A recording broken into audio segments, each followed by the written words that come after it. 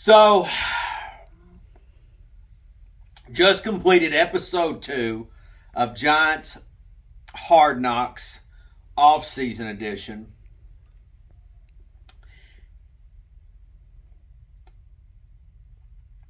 I got a lot to process in this episode. I've got a lot to process and to take in. So, first of all, me and Brian Dable have like the same personality. That is so me that if I was at the combine with some buddies, I'm going to be sitting there talking about, you think I can do it under 7 seconds? I think I can do it under 7 seconds. That's like, him and I have like literally this, like, we would just get along. You know how you just see somebody and you don't know them, but then you hear them talk, you can see them how they act, whatever, like maybe you watch them on a reality show, whatever. Like, I just know that me and Brian Dable would get along. We cuss the same way. Like, I just know him and I would get along. I love the dynamic of him and Joe Shane and really all the front office. Like, it just seems like a loose and fun group to be a part of. The scouting team, they look a little more serious, but the rest of the guys just seem like they're just fun. They just enjoy their job. They have a good time. They take it serious, but they have fun doing it. Mm-hmm. And so, I really like these 2 episodes, especially today. I already like Joe Shane and Brian Dable, but these episodes are really, what they're doing is, for me, is they're instilling a passion for me to want to support these guys even more. So, for example, if the Giants were to have a bad season, if something was to happen and we have a bad season, I'm not going to be so quick to say, yeah, let's get rid of Joe Shane or let's get rid of Brian Dable. Like, I'm going to remember this and realize, obviously they have to get the job done, but they're very likable, especially Dable. There's a charm to him that I really like, and I love. Obviously, the 40-yard dash was funny, but I also liked how he attacked the quarterbacks, where he was very, he was kind of funny about it, but at the same time he was serious. I've grown up around a lot of men that were like that were, they would ask you ask you a question, then all of a sudden go back to it and see how you're thinking on the spot. And so, we really saw that when he was talking to Jaden Daniels. And I know that this episode flirted with the idea. There was 2 instances where they flirted with the idea that maybe the Giants would draft a quarterback. Obviously, they showed a lot of the QB, these interviews and whatnot. And then they showed where they went and talked to the Patriots. I believe people want to talk about editing out and things like that. I believe that the Giants probably talked to all of the teams that were in front of them. And they just so happened they brought up the Patriots one. Maybe they didn't go talk to, the Bears or whatnot, but I have a feeling that they went and talked to the Patriots. They went to talk to another team that might have been in front of. Maybe they didn't talk to, the Commanders, because obviously they're in our division. But they probably talked to the Patriots. They probably had, or no, they did. Obviously they did, but they probably talked to teams that possibly would have made a deal with them. But maybe the Bears and the Commanders weren't going to make those deals with them regardless. But the thing is after they showed that, they then show the part where Brian Dable, and I thought this was the most interesting part of the whole episode. Brian Dable comes out, or they're getting ready to interview Malik Neighbors, or they're getting ready to go through their receivers process, and Brian Dable says, "Man, that Malik Neighbors is a dog. Like, I've been watching tape on him all day." And then he goes into the questioning of Malik Neighbors. Do you like to lose? How do you feel about, what happens if you lose? What happens if you don't get the ball? And he gave him the answers that I think Brian Dable wanted him to give him. Like he gave him the exact answers he was hoping that Neighbors would give back. And so I thought, to me, how I took that was Malik Neighbors was the number one choice right after that moment. Malik Neighbors was the guy as soon as that part happened in the at the combine. Mm-hmm. Because they obviously watched tape on him, they interviewed him, which that's another thing too that I hope content creators understand this. You can see a guy play college football all day long on TV. You can go scout him all day long. But these teams, even the Giants said it tonight, they do not care until they sit down and have a conversation with the player. They want to talk to these players face to face to see what type of person they are. All these dudes are talented. Marvin Harrison Jr. is talented, right? Roan from Washington, that's a talented receiver. These quarterbacks all potentially are talented. They still have to sit down and see what type of person these guys are.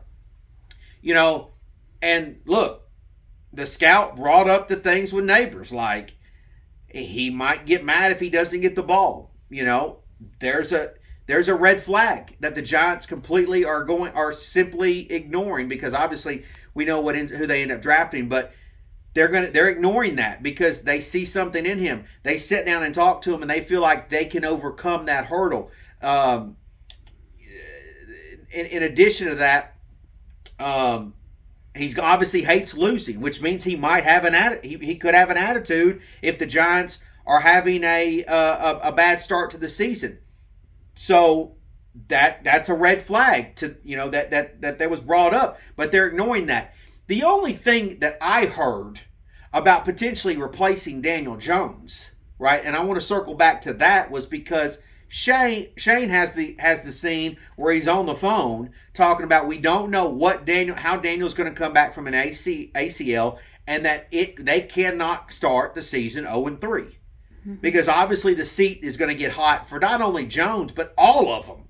Every single one of them. So the concern isn't about Daniel Jones' ability. It's about Daniel Jones' health. Mm-hmm. That's what they're thinking at the combine. Now, obviously, they got more answers about Jones' health by the time the draft got there.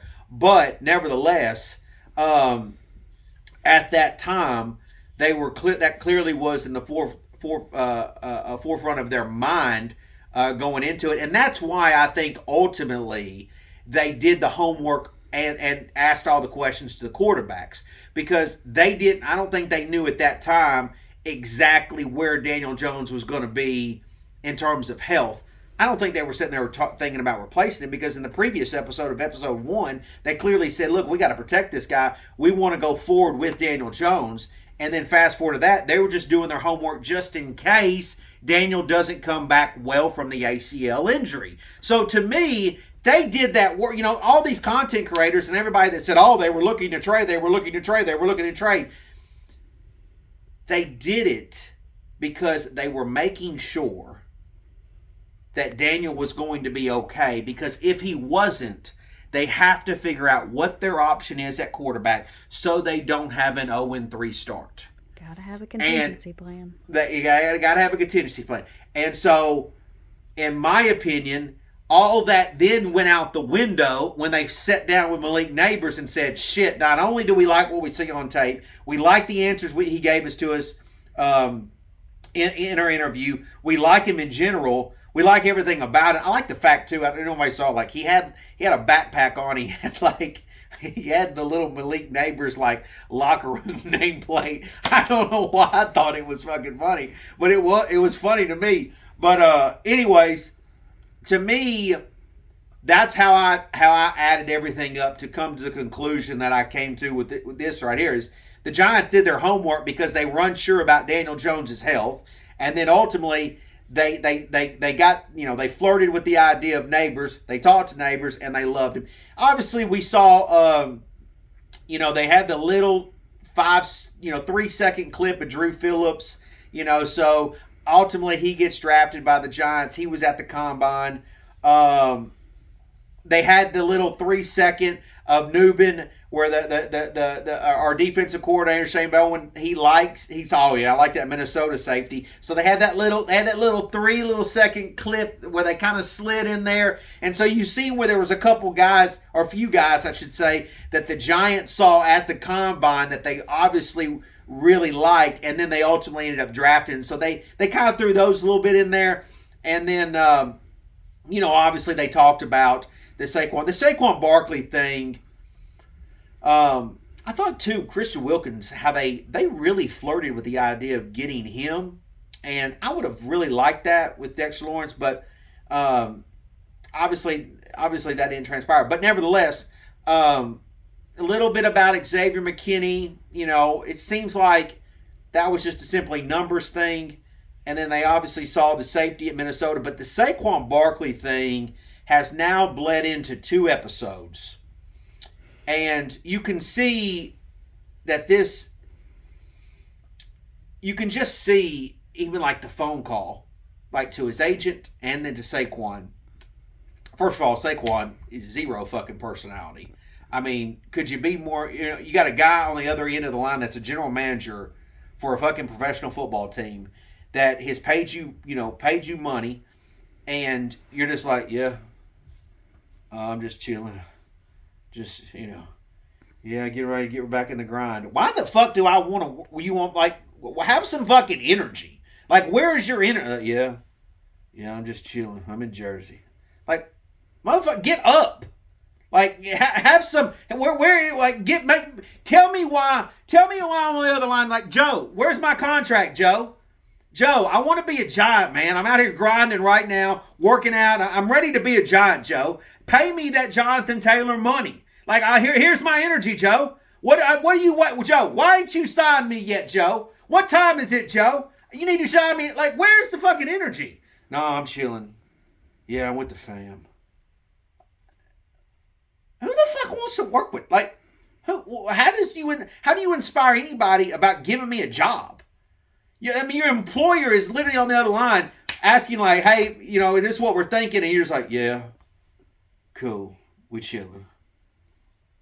Hello? Like, have some fucking, like, wake up, please. And so, you can see that the phone conversations, both to his agent and to Saquon, you can just see, like, the weight that is on Joe Schoen. And I sympathize with him because I think he wants, I think he wanted to try to make this work. Ultimately, we get, I think, the answer in the next episode of how all of it transpired. But you can just see the weight on him. Like, you just see that he's just, like, carrying this extra weight that he doesn't want to have to deal with, that he wants to just get past it. Either let's sign him or let's don't. Let's just move on from it. And so, ultimately, that phone conversation, I mean, you always have an idea, baby doll, like what you think these players are like. And you see them play. And I'm not saying Saquon Barkley wasn't a great player. But to have that 5-10 minute conversation or whatever, and obviously it's edited, but just to hear him on the other line, just be like, yeah, like, as soon as I hang up, I'm walking in and say, this motherfucker he don't care.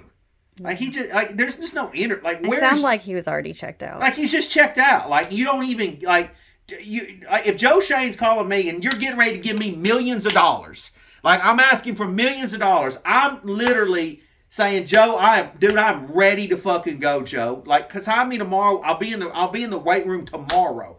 I just don't get that. Like, I never understand that. That to me just seems like somebody that's content, that's settled, that's just like, yeah, I'm good. Like, I'm good either way. Like, you know what I'm saying? Like, it just doesn't. There's just nothing about it that just inspiring to me.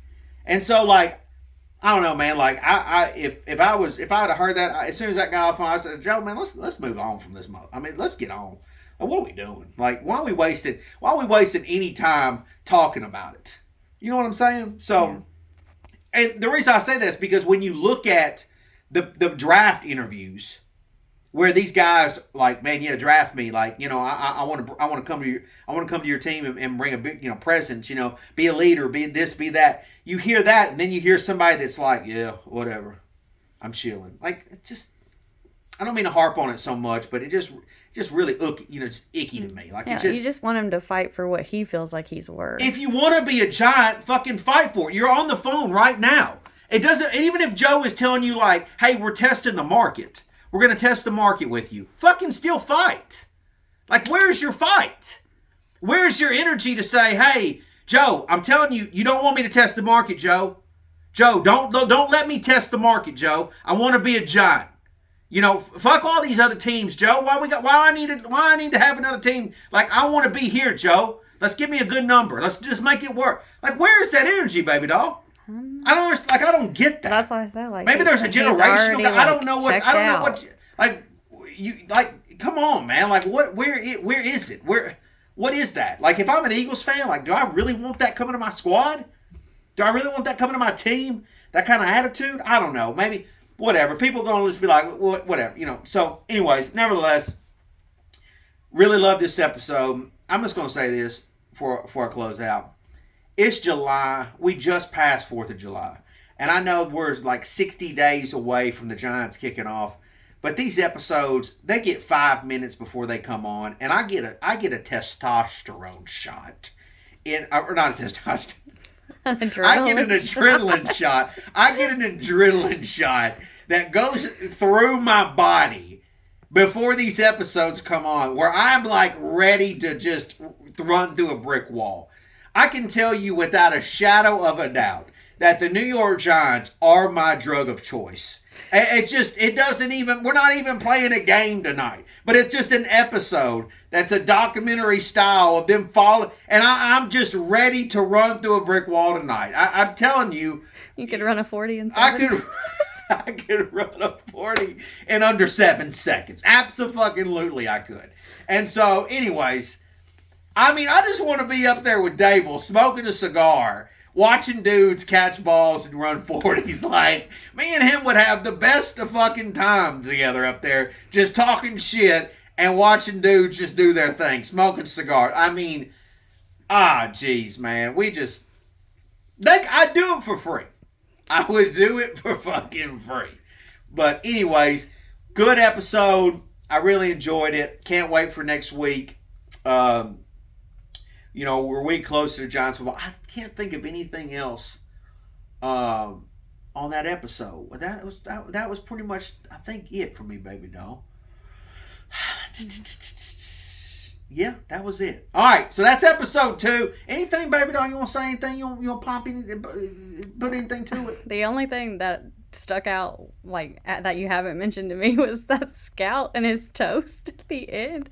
Would like gives you lemons. Gives you lemons.